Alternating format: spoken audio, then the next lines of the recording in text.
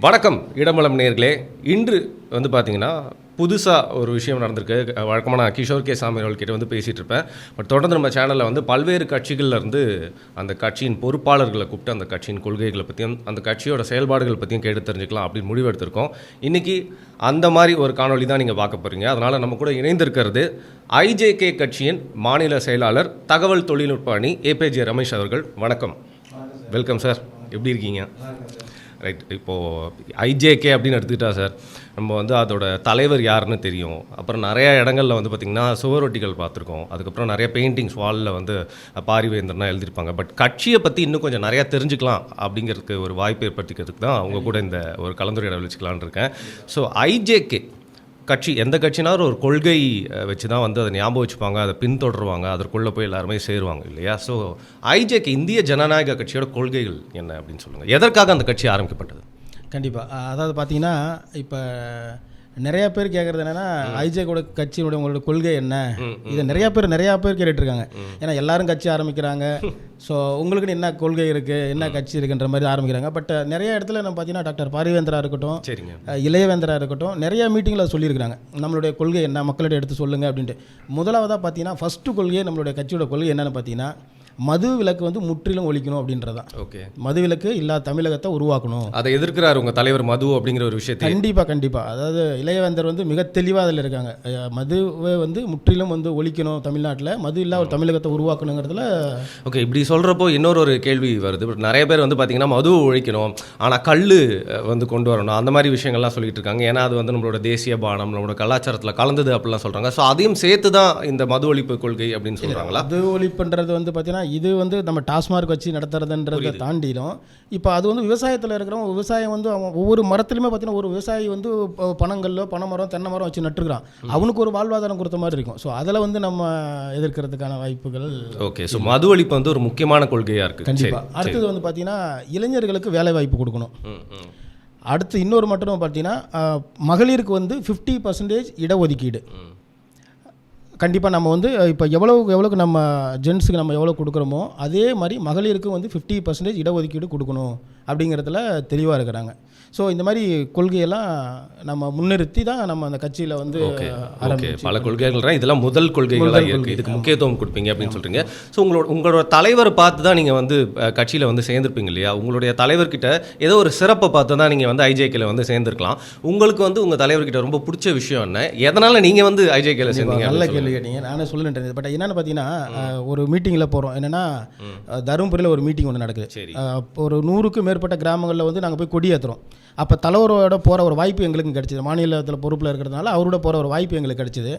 அப்போ வந்து மதியத்தில் லஞ்சு சாப்பிட்டுருக்கோம். நாங்கள் லஞ்சு சாப்பிட்டுருப்ப ஒரு மற்ற நிர்வாகிகளை வந்து கேட்குறாங்க, இப்போ எல்லா கட்சியும் வந்து ஆர்ப்பாட்டம் நடத்துகிறாங்க, போராட்டம் நடத்துகிறாங்க, நம்ம கட்சியிலேருந்து ஏன் நடத்த மாட்டேறீங்க அப்படின்ட்டு சாப்பிட்டுட்டு இருக்கப்போ அப்போ இளையவேந்தர் சொல்கிறாரு, அதாவது வந்து பார்த்தீங்கன்னா அந்த 18 வயசுலேருந்து 25 வயசுங்கிறது வந்து ரொம்ப முக்கியமான வயசு. அந்த காலகட்டத்தில் போய் நம்ம போராட்டமோ இல்லை பையன் மேலே போய் இளைஞர்களை தூண்டி விட்டு கேஸை போட்டு கெட்டு போயிடும். கண்டிப்பாக அதனுடைய வாழ்க்கையை அவன் போயிடும். அதனால் வந்து அவர் என்ன சொல்கிறாருன்னா அந்த வயசுன்றது முக்கியமான வயசு, அவனை தூண்டி விட்டு அதன் மூலியமாக அரசியல் செய்யணுன்ற ஆசை நமக்கு கிடையாது. முதல்ல அவன் படிக்கட்டும், முதல்ல குடும்பத்தை பார்க்கட்டும், அதுக்கப்புறம் அரசியலுக்கு வரட்டும். ஸோ அந்த ஒரு அப்ரோச் வந்து அவர்கிட்ட நமக்கு பிடிச்சிருந்தது. ஸோ அது இன்னும் நிறையா மீட்டிங் என்ன சொல்லுவார்னு பார்த்தீங்கன்னா எவ்வளோ பணம் சம்பாதிக்கிறோங்கிறது முக்கியம் இல்லை, நல்ல உள்ளங்களை நம்ம சம்பாதிக்கணும், நல்லது மக்களுக்கு நம்ம தமிழ்நாட்டு மக்களுக்கு செய்யணும்.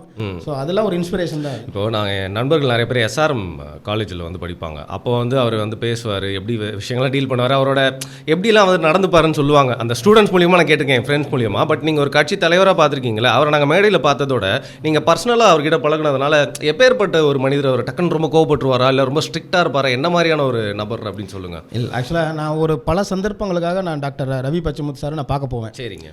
நான் போய் இப்போ சார் இந்த ஈவெண்ட்டை நான் பண்ணலான்னு இருக்கேன், அடுத்து ஒரு இந்த மாதிரி ஈவெண்ட் வந்து இந்த மாநிலத்தில் நான் பண்ணலான்னு இருக்கேன். ரைட்டு.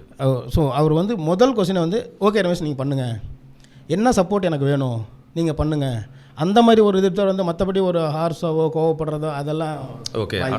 கட்சியில் கொஞ்சம் எப்படி எல்லா கூட ஃப்ரெண்ட்லியாக இருப்பாரா இல்லை ரொம்ப ஸ்ட்ரிக்டாக இருப்பாரா? ஏன்னா ஒரு வாத்தியாராக இருந்து வந்தவரில், அதனால கேட்குறேன் நான். கரெக்ட். அதாவது நீங்கள் பார்த்தீங்கன்னா இப்போ மற்ற கட்சி தலைவர்கள் எவ்வளோ ஈஸியாக போய் பார்க்க முடியுமோ முடியாதான்றது எனக்கு தெரியல. சரிங்க, அப்ரோச்சபிள். ஆமாம். ஸோ இப்போ நீங்கள் தலைவரை நீங்கள் போய் பார்க்கணுன்னா இமிடியேட்டாக அவங்க பிஏ கால் பண்ணுவாங்க, சார் இன்றைக்கி வரலாமா பார்க்கலாம்னா இமிடியேட்டாக நீங்கள் எப்போ வேணாலும் பார்க்கலாம். நீங்கள் வேணால் இப்போ ஃபார் எக்ஸாம்பிள் நீங்கள் எப்போ வேணாலும் ஆஃபீஸ் போய் பாருங்களேன், எனி டைம் வெயிட் பண்ணிட்டு இருப்பாங்க கட்சி நிர்வாகிகள் வந்து பார்க்குறதுக்கு. அவர் ஒரு நாளும் பார்க்காத போனதே கிடையாது. ஸோ எல்லாத்தையும் ஈஸியாக ஒரு அப்ரோச்சில் கண்டிப்பாக பார்ப்பார். ஸோ அந்த அப்ரோச்செலாம் வந்து வெரி ஃப்ரெண்ட்லியாக தான் இருக்கும். ரைட். இப்போது ஒரு கட்சியும் பார்த்தீங்கன்னா ஒவ்வொரு கால சூழ்நிலையில் ஆரம்பிச்சிருப்பாங்க. திமுக ஆரம்பித்ததுக்கு ஒரு காரணம் கால சூழ்நிலை, நிறைய விஷயங்கள் பிரச்சனைகள் இருந்தது. அதே மாதிரி அதிமுக உருவானதுக்கும் ஒரு காரணம் அப்படின்னு இருக்கும். இப்போ ஐஜேகே அப்படிங்கிற கட்சி உருவாடு ஒரு 15 வருடங்களாக இருக்குது இல்லையா? ஸோ அதுக்கான காரணம் என்ன? எந்த காரணத்துக்காக உருவாக்கப்பட்டது அந்த சூழலில் கேட்குறேன் நான். இல்லை பல பேர் பல ரூமர்லாம் சொல்லுவாங்க அதை பற்றி, அதனால தான் நான் கேட்குறேன். அதாவது என்னன்னா ஒரு கட்சி ஆரம்பிக்கப்பட்டது வந்து ஒரு கால சூழ்நிலையிலே தான் ஆரம்பிக்கப்பட்டுச்சு. இப்போ இந்திய ஜனநாயக கட்சி ஆரம்பிக்கப்பட்டதுக்கு எதனால் காரணம் பார்த்தீங்கன்னா இளைஞர்களை நிறைய பேர்த்த நம்ம கொண்டுட்டு வந்தோம். சரி. ஸோ ஒரு ஊழல் எல்லாம் அரசியலை நம்ம கொடுக்கணும். மெயின் குறிக்கோள் என்னென்னு பார்த்தீங்கன்னா ஒரு ஆட்சியில் இப்போ சப்போஸ் இப்போ மினிஸ்டராவோ ஒரு எம்எல்ஏவோ இருக்கிறாங்க அப்படின்னா மெயின் கொள்கை என்னென்னு பார்த்தீங்கன்னா 2 டைம்ஸ் அதாவது 10 இயர்ஸ்க்கு மேலே நீங்கள் அந்த பொறுப்பில் இருக்கக்கூடாது. இப்போ நான் ஒரு எம்எல்ஏவோ எம்பியாவோ இருக்கிறேன் அப்படின்னா 10 இயர்ஸ் தான் இருக்கணும். So next time I will give for some other சொத்து மாதிரி இல்லை. ஆமாம். ஸோ அந்த ஒரு இதுக்காக தான் கண்டிப்பாக கட்சி ஆரம்பித்து அது மூலிமா இளைஞர்களை வந்து நம்ம வர்றதுக்கு நல்ல ஒரு கட்சி மக்களுக்கு நல்ல சேவை செய்கிறாங்க. அதையும் தாண்டி பார்த்தீங்கன்னா மெயினாக வந்து பார்த்தீங்கன்னா இப்போ நம்ம கட்சி ஆரம்பித்ததுக்கு வந்து காரணம் என்னென்னு பார்த்தீங்கன்னா கட்சி ஆரம்பித்து தான் வந்து நம்ம வந்து அதில் பணம் சம்பாதிக்கணும், இல்லை பதவி வரணும், பதவி வந்துட்டு பணம் சம்பாதிக்கணுங்கிறத தாண்டி இப்போ நம்மகிட்ட ஆல்ரெடி இவங்க வந்து எல்லாமே சான்சலரு, இவங்க அதை விட எம்எல்ஏ எம்பியை தாண்டி ஒரு நல்ல பொறுப்பில் இருக்கிறாங்க. சரிங்க. இப்போ வேந்தர்ன்றது பல்கலைக்கழகத்தோட வேந்தர்ன்றது வந்து சாதாரண விஷயம் கிடையாது. உங்களுக்கு எத்தனை பல்கலைக்கழகம் இருக்குதுன்னு தெரியும், எத்தனை காலேஜில் இருக்குங்கிறதும் தெரியும். ஸோ அதெல்லாம் இப்போ அது எம்எல்ஏ எம்பியை விட ஒரு நல்ல ஒரு பொறுப்பில் தான் நல்ல ஒரு போஸ்டிங்கில் இருக்கிறாங்க. ஸோ அப்போ எதுக்காக அரசியலுக்கு வராங்கன்றதை மக்கள் புரிஞ்சுக்கணும். ஸோ மக்களுக்கு சேவை செய்கிறதுக்காக மட்டும்தான். ஸோ வந்து கட்சிக்கு வந்து நான் வந்து பணம் சம்பாதிக்கணுங்கிறத தாண்டி கட்சிக்கு வந்து ஒரு அரசியல் பிளாட்ஃபார்ம்ன்றது ஒரு நல்ல சேவை செய்கிறதுக்கான ஒரு தளம். ஸோ அந்த மூலிமா வந்து மக்களுக்கு இன்னும் நான் நல்லா சேவை செய்வேன் அப்படின்றதுக்காக தான் கட்சி ஆரம்பிக்கும். ஓகே, இந்த பாயிண்ட்டு நான் ஒரு பாயிண்ட் ஒத்துப்பேன் நீங்கள் சொல்கிறதுல. இப்போ நிறைய பேர் வந்து குற்றச்சாட்டு சொல்லுவாங்க, இவர் சம்பாதிக்க தான்ப்பா வர்றாரு, எப்படியாவது ஒரு பதவியில் வந்து செட்டில் ஆகிடலான்னு பார்க்குறாருன்னு. அப்படி பார்த்தா பொருளாதார ரீதியாக வந்து உங்களோட தலைவர் வந்து அப்படி சொல்ல. ஆனால் இன்னொரு பாயிண்ட் ஆஃப் வியூ இருக்குது. நான் வந்து யோசிக்கிறது நீங்கள் கரெக்டாக இல்லையான்னு சொல்லுங்கள். நம்மக்கிட்ட வந்து பணம் இருக்குது, நல்ல எல்லாமே சொத்து எல்லாமே இருக்குது, எல்லாமே இருந்தாலும் நம்மளுக்கு நல்லது செய்யணும்னா இல்லை வந்து நம்ம வந்து சேஃப்டியாக நம்ம வந்து சொசைட்டியில் இருக்கணும்னா ஒரு பவர் தேவைப்படுது இல்லையா? அதனால தான் அரசியலுக்கு வர்றது அப்படிங்கிற தேவையாக இருக்குது இல்லையா? ஸோ ஒரு 15 ஆண்டுகளாக ஐஜேகே கட்சி தொடங்கி வந்து இயங்கிட்டு இருக்கு. ஸோ மக்களுக்காக என்னெல்லாம் செஞ்சுருக்கு, உங்களோட கட்சியோட சாதனையாக ஒரு பெருமையாக மாறுதட்டி கொள்வீங்க அப்படின்னா உங்கள் கட்சி 15 ஆண்டுகள் என்ன பண்ணியிருக்கு அப்படிங்கிறத சொல்லுங்கள். அதாவது பார்த்தீங்கன்னா சார், இப்போ நம்ம வந்து இப்போ பதவிக்கு நான் வந்து ஒரு எம்பி ஆகிட்டு இப்போ பாரிவேந்தர் ஐயா இருக்காங்க. சரி. எம்பி ஆகிட்டார். எம்பி ஆகி தான் அந்த 5 வருஷத்தில் வந்து அந்த பெரம்பலூர் நாடாளுமன்ற தொகுதி மக்களுக்கு செஞ்சாருங்கிறத தாண்டி அவர் எப்போ ஒரு ஆசிரியராக தனது பணியை தொடங்கி நைட்டிங்கேல் ஸ்கூல் ஆரம்பித்தாரோ அப்பையிலேருந்து வள்ளியம்மை பாலிடெக்னிக் ஆரம்பித்தார். அப்பையிலேருந்து மக்களுக்கு யார் போய் கேட்டாலும் ஐயா நான் படிக்கணும் என்னால் முடியல அப்படின்னா அப்பையிலேருந்து கல்வி சேவை ஆரம்பிச்சிட்டாரு. ஓகேப்பா உன்னால் படிக்க முடியலையா, நீங்கள் வாங்க நீங்கள் படிங்க, ஃப்ரீயாக படிங்க. அந்த மாதிரி வந்த மாணவன் தான் நானும். ஸோ அதனால் வந்து கல்வி பணியில் வந்து மிக சிறப்பாக செஞ்சிட்ருக்காங்க. அதே பண்ணி மருத்துவம் தான். இப்போ மருத்துவம்லாம் பார்த்தீங்கன்னா ஃபார் எக்ஸாம்பிள் நீங்கள் அந்த பெரம்பலூர் கான்ஸ்டியூஷனை தாண்டியும் தமிழ்நாட்டிலிருந்து எந்த ஒரு மாவட்டமாக இருந்தாலும் சரி மருத்துவத்தில் முடியல, ஏதோ ஆக்சிடென்ட் ஆகிடுச்சு, என்னால் பணம் கட்ட முடியலன்னா எக்கச்சக்கமான மாணவர்கள் எஸ்ஆர்எம் பல்கலைக்கழகத்தை காட்டாங்குளத்தில் இருக்கிற அந்த ஹாஸ்பிட்டலில் ஃப்ரீயாக ட்ரீட்மெண்ட் தராங்க. ஸோ அதனால் அந்த சேவை கட்சிக்கு வந்து தான் அவர் பண்ணிகிட்டு இருக்காருன்னு தெரியல. அதை தாண்டி அதுக்கு முன்னையிலிருந்தே கிட்டத்தட்ட ஒரு அரசியல் வாழ்க்கையில் பொது வாழ்க்கையில் ஈடுபட்டு பல சேவைகளை செஞ்சுட்டு தான் இருக்கார். ஓகே, அண்ணா வந்து பாராளுமன்ற உறுப்பினராக தேர்ந்தெடுக்கப்பட்டோன்னே அவருடைய அனுபவம் எப்படி இருந்ததுன்னு ஏதாவது பகிர்ந்துருக்காரா? என்னெல்லாம் பண்ணியிருக்காரு அந்த பதவிக்கு வந்ததுக்கு அப்புறமா அந்த பவரை யூஸ் பண்ணி? இந்த மாதிரி ஒரு சாதனைகள் அப்படின்னு ஒரு பாராளுமன்ற உறுப்பினர் சாதனைகள் அதுக்கப்புறம் அப்படின்னு சொன்னால் என்ன சொல்லுவீங்க? அதாவது பெரம்பலூர் நாடாளுமன்ற இப்போ நானும் அந்த அரசியலில் பின்னாடி நான் அவங்கள முடிச்சு பார்க்குறதுனால பார்த்தீங்கன்னா ஏறத்தாழ அவரோட சொந்த நிதியிலிருந்து உங்களுக்கு தெரியும் கவர்மெண்ட் ஃபண்டு வந்து 5 வருஷத்துக்கு வந்து எவ்வளோ ஃபண்டு கொடுப்பாங்க அப்படிங்கிறத தாண்டி 5 வருஷமாக அவர் எம்பியாக இருந்தார். அந்த 5 வருஷத்தில் பார்த்தீங்கன்னா ஏறத்தாழ ஒரு 250 கோடி பக்கமாக அவர் செலவு பண்ணியிருக்காங்க அந்த தொகுதிக்கு மட்டும். அது 250 கோடி தொகுதி எப்படின்னு பார்த்தீங்கன்னா ஏறத்தாழ 118 கோடி வந்து எஜுகேஷனுக்காக கொடுத்துருக்காங்க, மாணவர்களை படிக்க வச்சது. அதாவது பார்த்தீங்கன்னா வருஷத்துக்கு அந்த பெரம்பலூர் தொகுதிக்கு மட்டும் ஒரு 300 மாணவர்களை ஃப்ரீயாக படிக்க வைக்கிறாங்க. ஸோ அவங்க விரும்பிய கோர்ஸு அந்த இன்ஜினியரிங் கோர்ஸாக இருக்கட்டும், என்ன எஜுகேஷன் தான் ஒரு யூஎஸ்பின்னு சொல்லுவாங்கள்ல, அது மாதிரி இந்த கட்சியோட ஒரு இந்த கட்சி வந்து சேவை செய்யணும்னா இந்த சேவை தான் செய்யும் அப்படின்னா எஜுகேஷன் தான் எப்பவுமே வந்து பிரதானமாக எஜுகேஷன் முன்னெடுத்து போனேன். ஏன்னா சார் நீங்கள் யோசிச்சு பாருங்கள், இப்போ நான் இருக்கேன், எனக்கு எஜுகேஷன் கொடுத்துட்டா போதும். எனக்கு பணம் கொடுக்குறாங்களோ இப்போ எனக்கு 1 லட்சம் இருக்குது, இல்லை உங்களுக்கு 1 லட்சம் நான் கொடுத்துட்றேன் அந்த 1 லட்சம் எவ்வளோ நாளைக்கு நீங்கள் வச்சிருப்பீங்கிறது கிடையாது, இன்றைக்கே தீர்த்துருவேன். எனக்கு படிக்க வச்சுட்டா ஸோ லைஃப் லாங் நான் ஐ கேன் டேக் என்னுடைய நெக்ஸ்ட் ஜென்ரேஷன் அடுத்த லெவலுக்கு எடுத்துகிட்டு போக முடியும். ஸோ அது வந்து மிகப்பெரிய ஒரு, ஏன்னா அதை நான் அனுபவிச்சதுனால நான் சொல்கிறேன். So education and then next பார்த்தீங்கன்னா வந்து மெடிக்கல், இது ரெண்டும் தான் ஒரு மனிதனுக்கு மிக முக்கியம். ஸோ அது ரெண்டையும் கண்டிப்பாக இவர் ஃப்ரீயாக தராரு. அவருடைய கொள்கையுமே அதுதான். அதாவது நீங்கள் பெரம்பலூரில் இன்னொன்று கேட்டிங்க, அதை தாண்டி என்ன பண்ணியிருக்காங்கன்ட்டு. இந்த எஜுகேஷனில் தாண்டி பார்த்தீங்கன்னா நிறையா மேம்பாலங்கள்லாம் போடப்பட்டது. ஐயாவோட ஆட்சியில் தான் மேம்பாலங்கள்லாம் போடப்பட்டது. அது எல்லா மக்களுமே அதை யூஸ் பண்ணுறாங்க. அதையும் தாண்டி இந்த கொரோனா டைம் வந்துச்சு பார்த்தீங்களா, அந்த கொரோனா டைமில் பார்த்தீங்கன்னா ஏறத்தாழ 2 ஆம்புலன்ஸ் சொந்த நிதியிலேருந்து வாங்கி கொடுத்தாங்க. 1000 டன் அரிசி வாங்கி கொடுத்தது. அந்த அரிசி கொடுத்தது இல்லாத மளிகை பொருள்லாம் போயிட்டு வீடு வீடாக கொடுத்தோம். அந்த கொரோனா டைமில் வெளியில் வராத காரணத்தினால நம்ம அரிசி 100 டன்னு பொருள், மளிகை பொருள் எல்லாமே ஒரு பேக்கில் போட்டு வீடு வீடாக போய் நம்ம அதை கொடுத்தோம். நம்ம அதெல்லாம் தாண்டி 100 படுக்கை வசதி நம்ம ஏற்படுத்தி கொடுத்தோம். நமக்கு என்ன ஒரு அட்வான்டேஜ்னு பார்த்தீங்கன்னா, நம்ம திருச்சி இருக்குது பார்த்தீங்களா, திருச்சி SRMல நமக்கு ஒரு ஹாஸ்பிட்டல் அங்கே இருக்குது. சரி. ஸோ அந்த கொரோனா டைமில் நிறைய பேர் அங்கே நமக்கு சேர்த்து அவங்களுக்கு நிறைய ஒரு ஹெல்ப் பண்ணதுக்கும் நமக்கு ஒரு வசதியாக இருந்துச்சு அது. சரி. ஸோ இதெல்லாம் வந்து பெரம்பலூரில் ஐயா இருந்தப்போ செஞ்ச மிகப்பெரிய சாதனைகள் தான். இப்போது பொதுவாக ஒரு MP இருக்காருன்னா அவர் வந்து ஆளுங்கட்சியில் கூட்டணியில் இருக்காரோ இல்லை வந்து பார்த்திங்கன்னா எதிர்கட்சியாக இருந்தாலும் என்ன ஒரு விஷயம் எல்லாருமே சொல்லுவாங்கன்னு பார்த்தீங்கன்னா, தொகுதி நிதி வந்தது செஞ்சோம், குற்றச்சாட்டு சொல்கிறாங்க தொகுதி நிதி வந்து ஒதுக்கப்படலை அப்படின்னு சொல்லுவாங்க.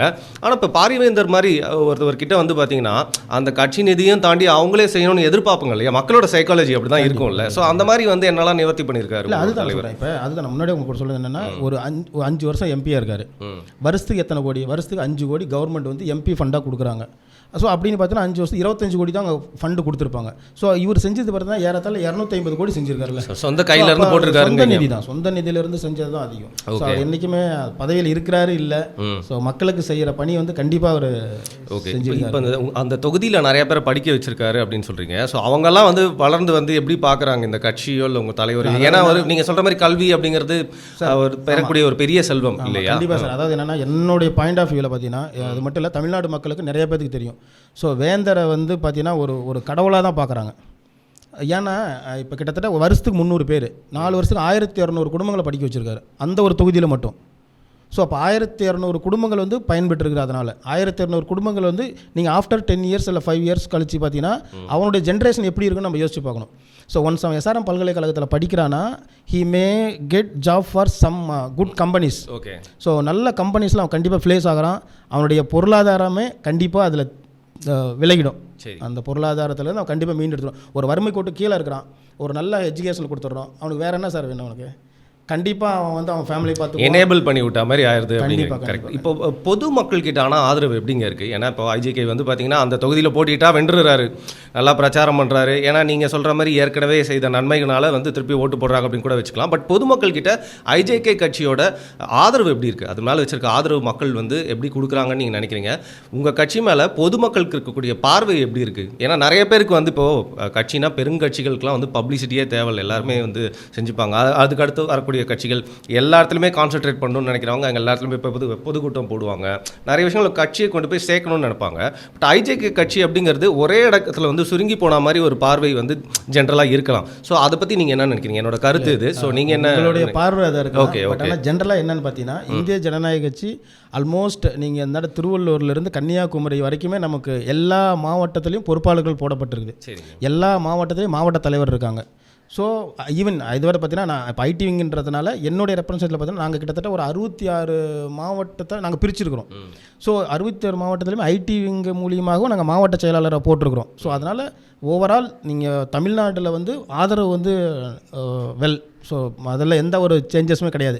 இன்னொரு விஷயம் பார்த்தீங்கன்னா, நம்ம தமிழ்நாட்டு அளவில் குறுங்கி போயிடுச்சான்றது வந்து கண்டிப்பாக இல்லை. ஏன்னா ஐயா வந்து கட்சி ஆரம்பிக்கப்பட்டதே பார்த்தீங்கன்னா இந்திய ஜனநாயக கட்சின்னு பேர் வச்சுருக்காரு.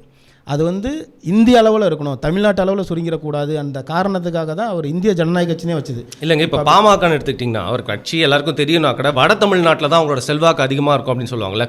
அந்த மாதிரி உங்கள் கட்சிக்கு ஒரு குறிப்பிட்ட இடத்துல வந்து அதிக செல்வாக்கு இருக்கா அப்படின்னு தான் நான் கேட்க வந்தேன். இல்லை, அதிக செல்வாக்கு இருக்குதுன்றதை தாண்டி ஒரு சில ஏரியாவில் இருக்கலாம், அதிகமாக இருக்கலாம். ஸோ பட் ஆல்மோஸ்ட் தமிழ்நாடு ஃபுல்லாகவே நமக்கு ஐஜேகேவோட ஆதரவு இன்ஃப்ராஸ்ட்ரக்சர் வச்சுருக்கீங்க, பொறுப்பாளர்கள்லாம்.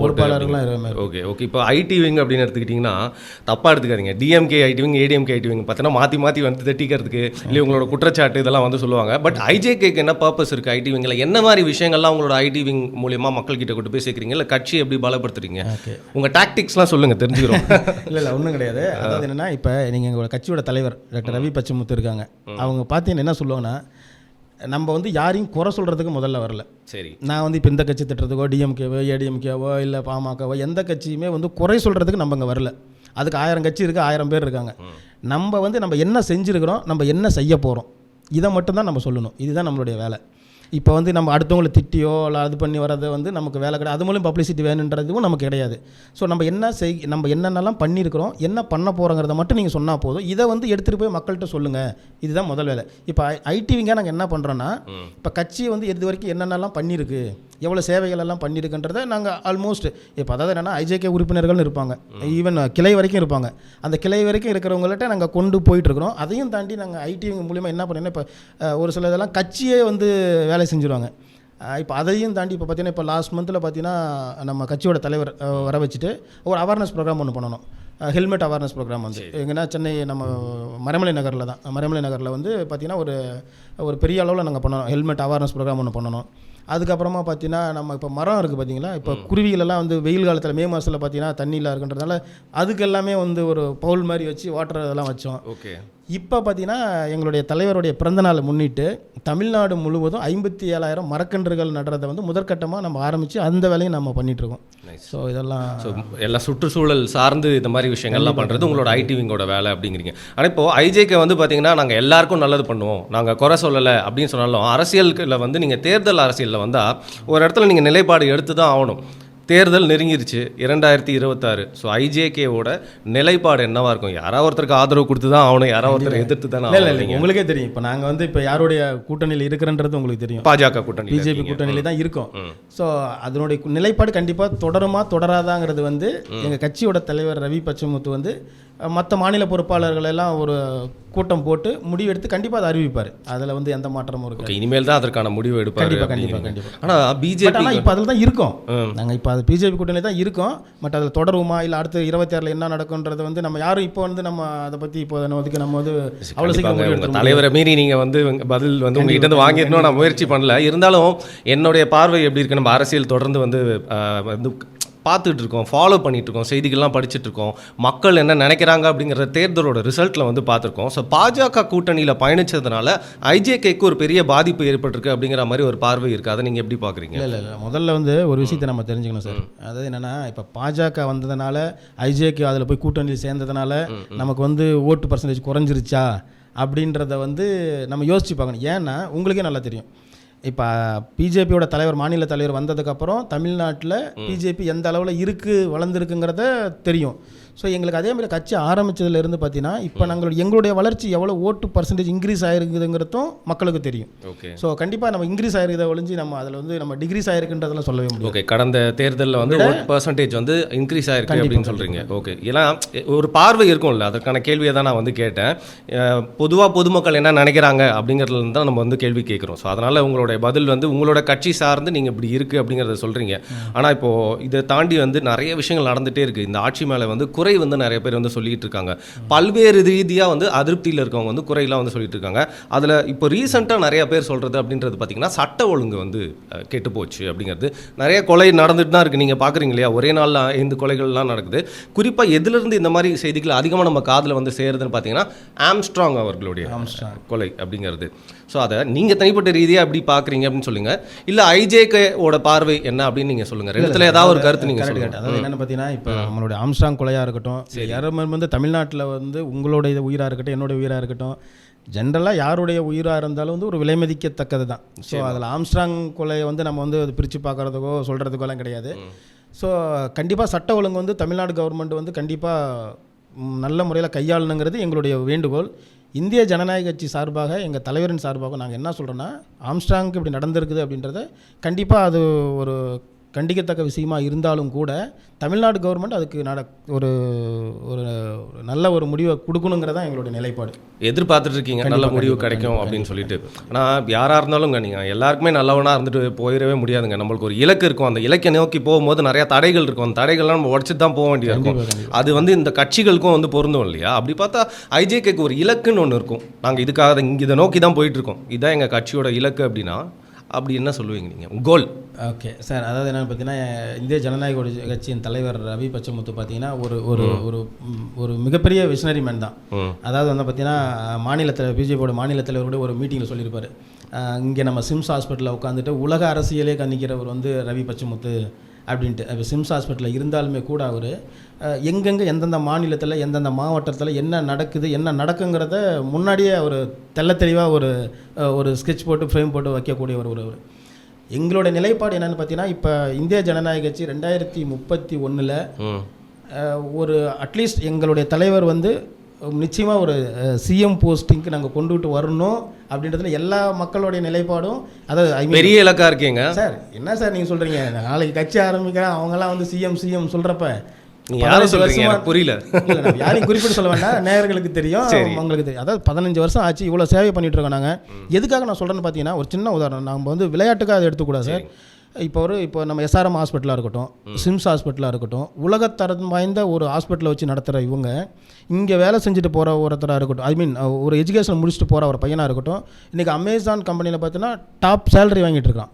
ஸோ ஒரு நல்ல கம்பெனியில் ப்ளேஸ் ஆகிறான். ஸோ அப்படி ஒரு நம்பர் 1 இன்ஸ்டியூட்டாக கொண்டுட்டு வந்த தெரிஞ்ச இவங்களுக்கு தமிழ்நாட்டை இவங்ககிட்ட கொடுத்தா நம்பர் 1 ஆக்க முடியுமா முடியாதாங்கிறதான் எங்களுடைய கொஸ்டின். ஸோ 2031 ஸோ இந்திய ஜனநாயக கட்சியில் ஒவ்வொரு உறுப்பினரும் வந்து எங்களுடைய தலைவரை சிஎம் ஆக்கி பார்க்கணுன்றத ஒரு ஒரு ஒரு லட்சியத்தோடு இருக்காங்க. நான் ஏன் பெரிய கோலாக இருக்குன்னு ஏன் சொன்னேன்னா, அதுக்காக தான் எல்லாருமே போராடிட்டு இருக்காங்க. அப்படிங்கிற பட்சத்தில் பெரிய கோலாக இருக்குன்னு சொல்லலாம். மற்றபடி ஒரு பெரிய கோல் இங்கே தான் நாங்கள் ரீச் பண்ணுறதுக்கு யார் வேணால் வந்து அதை ஆசைப்படலாம். அது மட்டும் இல்லாமல் ஏன் சொல்கிறேன்னா, அதுக்கு நாங்கள் இவ்வளோ சேவை செஞ்சுட்டு இருக்கோம் இத்தனை வருஷமாக. வந்து இப்போ நீங்கள் ஃபார் எக்ஸாம்பிள் நீங்கள் எடுத்து பாருங்களேன், டிரான்ஸ்போர்ட்டாக இருக்கட்டும், எஸ்ஆர்எம் டிரான்ஸ்போர்ட்டாக இருக்கட்டும், எஸ்ஆர்எம் ரயில்வேவாக இருக்கட்டும், எஸ்ஆர்எம் எஜுகேஷனில் இருக்கட்டும், இப்போ சிம்ஸ் ஹாஸ்பிட்டலாக இருக்கட்டும், எல்லாமே நம்ம நம்பர் 1 தான் பண்ணிகிட்டு இருக்காங்க. ஸோ அப்படி இருக்கப்போ ஒரு வாய்ப்பு அது கொடுத்து பார்த்து மக்களுக்கு கண்டிப்பாக அதை எப்படி செய்வார்ன்ற நீங்கள் இந்த பாயிண்ட்லேருந்து வரீங்க. நிர்வாகத்திறன் உள்ள ஒரு மனிதர், அதனால் நிர்வகிப்பார் அப்படிங்கிறீங்க. Okay right. இப்போ வந்து உங்கள் கட்சியை பற்றி நான் கேட்கணும் அப்படின்னு நினைக்கிறதுனால என்ன மாதிரியான கேள்வி வேணால் கேட்கலாம் இல்லையா? நீங்கள் தப்பாக எடுத்துக்க மாட்டீங்களோ, ஓப்பனாக கேட்கலாம்ல. இப்போ ஒரு பார்வை அப்படின்னு இருக்கும், இந்த கட்சி வந்து ஒரு சமூக கட்சி அப்படிங்கிற இந்த சமூகத்தில் இருக்கவங்க மட்டும்தான் இருப்பாங்க அப்படின்னு சொல்லிட்டு, அது மாதிரி ஐஜேகே மேலே ஒரு பார்வை இருக்குது அப்படின்னு நினைக்கிறீங்களா? அப்படி இருந்தால் உங்களோட விளக்கம் என்ன அப்படின்னு நீங்கள் சொல்லுங்கள். இல்லை சார், ஆக்சுவலாக என்னென்னு பார்த்தீங்கன்னா, அது மாதிரி தான் எல்லாரும் யோசிச்சுட்டு இருக்காங்க. கட்சின்னு வந்து ஒரு சமூக பார்வை அப்படின்ட்டு ஒரு சிம்பிள் ஒரு சின்ன உதாரணம் நான் உங்கள்கிட்ட சொல்கிறேன். சரிங்க. இப்போ ஒரு எஸ்ஆர்எம் பல்கலைக்கழகம் இருக்குது. எஸ்ஆர்எம் பல்கலைக்கழகத்தில் யாரெல்லாம் படிக்கிறாங்க நம்மளால சொல்ல முடியுமா? படிக்கிறவங்க எல்லாருமே படிக்கிறாங்க. நார்த் இந்தியாவிலேருந்தே வந்து எவ்வளோ பேர் படிக்கிறாங்க. இதேமாதிரி ஒரு ஹாஸ்பிட்டல் இருக்குது, சிம்ஸ் ஹாஸ்பிட்டலில் இருக்கட்டும், யாரெல்லாம் வராங்க, யாரெல்லாம் ட்ரீட்மெண்ட் எடுக்கிறாங்க சொல்ல முடியுமா? இந்திய ஜனநாயக கட்சியும் அப்படி தான். ஸோ யாரெல்லாம் வில்லிங் இருக்கோ, யாரெல்லாம் இந்திய ஜனநாயக கட்சி வந்து இங்கே போனால் இவங்க நல்ல ஒரு நமக்கு ஒரு பிளாட்ஃபார்ம் இருக்குது, அரசியலுக்கு யாரெல்லாம் உழைக்கிறவங்க வந்தாங்களோ அவங்களுக்கெல்லாம் ஒரு நல்ல முன்னுரிமை கொடுக்கப்படும் அப்படின்னு வந்தாங்கன்னா அது கண்டிப்பாக ஒரு வரவேற்கத்தக்கதான். நாங்கள் வந்து இந்த சமுதாயத்திற்கு இதுக்கு மட்டும்தான் இருக்கணும் அப்படின்ற ஒரு நிலைப்பாடு கண்டிப்பாக இல்லை. ஓகே, உங்கள் கட்சியோட தலைவருக்கு அப்புறமே அடுத்த தலைமை அதெல்லாம் வந்து ரெடி ஆகிட்டு இருக்கு போல இருக்குது. ஸோ கட்சியில் வந்து அடுத்த தலைமையாக வரக்கூடியவரை பற்றி நீங்கள் சொல்லுங்கள். ஏன்னா நிறைய தெரியாது. இவர் வந்து நாங்கள் நிறைய பார்த்துருக்கோம், அவரோட ஸ்பீச்சஸ் வந்து கேட்டிருக்கோம். அவருடைய மகன் இப்போ வந்து டாக்டர் பாரிவேந்தரை பார்த்துருக்கேன்றீங்க. ஆமாம். ஸோ அவரை பற்றி எங்களுக்கு தெரியாது. ஸோ அவர் வந்து அடுத்த தலைமைக்கு வரதுக்கான வாய்ப்பு இருக்கா? அவரை பற்றி சொல்லுங்கள். அவர் எந்த அளவுக்கு வந்து கட்சியில் ஈடுபாடோட நிறைய பணிகள்லாம் வந்து செஞ்சுட்டு இருக்காரு. இல்லை அதுதான் இப்போ நான் என்ன சொன்னேன்னா, இப்போ கட்சியோட முன்னாடி நிறுவன தலைவர் வந்து பார்த்தீங்கன்னா டாக்டர் பாரிவேந்தர் இருந்தாங்க. இப்போ ஒரு சில செயல்பாடுகள்லாம் உங்களுக்கு தெரியும், 15 வருஷமாக எந்த மாதிரி கட்சி இருந்ததை இப்போ எந்த அளவுக்கு கொண்டுகிட்டு வந்திருக்காங்கிறது தெரியும். இப்போ மெயின் பார்த்தீங்கன்னா, இப்போ கட்சியோட நிறுவன தலைவர் அவர் தான். இப்போ கட்சியோட தலைவர் வந்து நம்ம டாக்டர் ரவி பச்சமுத்து அவர்களை தான் நியமிச்சு. அவரை பற்றி தான் கேட்குறேன். ஆமாம். இப்போ அவர் வந்து உங்களுக்கு இத்தனை நிறுவனம் பண்ணுறாரு, அதில் எல்லாமே டாப் கொண்டுட்டு வந்துட்டுருக்காரு. அதையும் தாண்டி நான் ஒரு சின்ன ஒரு உதாரணம் சொன்னேன். அவர் எப்படிப்பட்ட தலைவர் அப்படிங்கிறதையும் நான் உங்களோட ஒரு உதாரணம் ஒன்று சொன்னேன். அந்த தருமபுரி நடந்த மீட்டிங்கில் நாங்களாம் சாப்பிட்டுட்டு இருக்கிறோம். இந்த இளைஞர்கள் வந்து முக்கியமான வயசில் வந்து அவங்க எந்த ஒரு இதுவும் பண்ணக்கூடாது. முதல்ல வந்து படிக்கணும், ஃபேமிலியை பார்க்கட்டும், அதுக்கப்புறம் எஜுகேஷன், அதுக்கப்புறம் வந்து அரசியலுக்கு வரட்டும் அப்படின்ற ஒரு மனப்பான்மை, தொலைநோக்கு பார்வை கொண்டவர் தான் அவர். ஸோ அதனால் இப்போ தான் அரசியலுக்கு அவருக்கு வந்து அப்பா சொன்னதுக்கப்புறம் வந்து பார்த்திங்கன்னா, இப்போ தலைவர் பொறுப்பேற்றதுலேருந்து எல்லா மாவட்டத்துலேயும் போகிறாங்க, எல்லா நிகழ்ச்சிகளையும் கலந்துக்கிறாங்க. யார் ஒருத்தர் என்ன ஒரு சேவை இப்போ உங்களுக்கு என்ன வேணுன்றதையும், அதாவது ஒரு பழமொழி சொல்லுவாங்க இல்லையா, என்னது புலி 8 அடி பாஞ்சா குட்டி 16 அடி பாயும் அப்படின்ற மாதிரி. ஸோ அது மாதிரி தான் இளைய வந்துடும். 8 அடி பாஞ்சார்னா இவர் 16 அடி கண்டிப்பாக பாயக்கூடிய ஒரு தலைவர் தான். இப்போ வந்து ஒரு பெரிய இயற்கை சீற்றம்னால வந்து பார்த்தீங்கன்னா ஒரு சோக நிகழ்வு வந்து நடந்திருக்கு. 300க்கும் மேற்பட்டவர் வந்து வயநாட்டில் நிலச்சரிவில் வந்து இறந்துருக்காங்க. ஸோ நீங்கள் நிறையா சுற்றுச்சூழல் சார்ந்தெல்லாம் நிறைய சேவைகள்லாம் செய்கிறீங்க அப்படிலாம் சொல்கிறீங்க. ஸோ அதற்காக ஏதாவது நிவாரணம் அந்த மாதிரி ஏதாவது வந்து பண்ண போகிறீங்களா கட்சி சார்பாக? கட்சியோட நிறுவன பண்ணுறீங்களா? கண்டிப்பாக கட்சியோட நிறுவன தலைவர் பார்த்தீங்கன்னா ஒரு அனௌன்ஸ்மெண்ட் ஒன்று கொடுத்துருக்காங்க. இப்போ வயநாட்டில் நடந்த அந்த நிலச்சரிவுனால் 1 கோடி ரூபா வந்து நம்ம டாக்டர் பாரிவேந்தர் இளையவேந்தரும் போயிட்டு கொடுக்கறதுக்காக பிளான் பண்ணி அறிக்கை விட்டுட்டாங்க. மேபி 1 or 2 டேஸில் போயிட்டு கேரளா முதல்வரை பார்த்து கண்டிப்பாக 1 கோடி நிதி கொடுக்குறதா சொல்லி நிதி அளிக்க போகிறீங்க. Okay okay. இன்றைக்கி வந்து நான் கேட்ட கேள்விகள் எல்லாமே வந்து பார்த்தீங்கன்னா ஐஜேகே அப்படிங்கிற கட்சி மேலே பொதுமக்களுக்கு என்ன வந்து கேள்விகள்லாம் இருக்கும், சந்தேகங்கள் இருக்கும். அது மட்டும் இல்லாமல் நடுவில் இடையில நானும் என்னோட சந்தேகங்கள்லாம் கூட வந்து கேட்டுட்டேன். ஆனால் கூடிய சீக்கிரம் வந்து பார்த்தீங்கன்னா நம்ம ஏற்கனவே சொன்ன மாதிரி தேர்தல் வருது, ஏதாவது ஒரு கூட்டணியில் வந்து கண்டிப்பாக நீங்கள் வந்து போய் கண்டிப்பாக இந்த கூட்டணியில் தான் இருப்பேன்னு சொல்லிட்டு ஒரு முடிவு எடுத்து தான் ஆகணும். அதற்கு மேலே வந்து பார்த்தீங்கன்னா நம்மள்கிட்ட நிறைய கேள்விகள் இருக்குது கேட்கறதுக்கு. ஸோ நம்ம மீண்டும் சந்திப்போம் அப்படின்னு நினைக்கிறேன் தேர்தல் நெருங்கிறதுனால. கண்டிப்பாக மிக்க நன்றி. உங்களோட கட்சியோட கொள்கை அதை பற்றி விளக்கி நிறைய விஷயங்கள் பேசியிருக்கீங்க. உங்களோட பதில்கள் ரொம்ப நன்றி சார்.